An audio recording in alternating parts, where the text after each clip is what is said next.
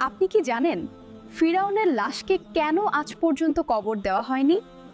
চলুন জানি সেই কোরআনিক সত্য। যখন আল্লাহ হযরত মূসাকে বললেন, বনি ইসরাইলকে নিয়ে বের হয়ে যাও, ফিরাউন তখন তার বিশাল লস্কর নিয়ে পেছনে তাড়া করল। মূসা সামনে দেখলেন, সামনে উত্তাল সমুদ্র, পিছনে ফেরাউনের সৈন্যবাহিনী। আল্লাহর হুকুমে তিনি লাঠি সমুদ্রে আঘাত করলেন। সমুদ্র দ্বিখণ্ডিত হয়ে শুকনো রাস্তা তৈরি হলো।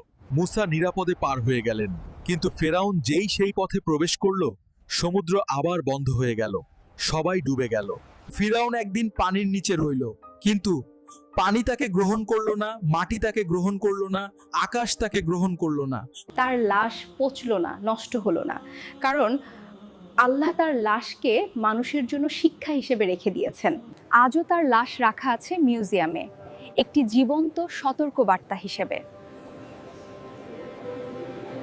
যদি সত্যই তোমার কোনো রব থাকে, সে একমাত্র আল্লাহ, যার ইচ্ছা ছাড়া একটি পাতাও নড়ে না।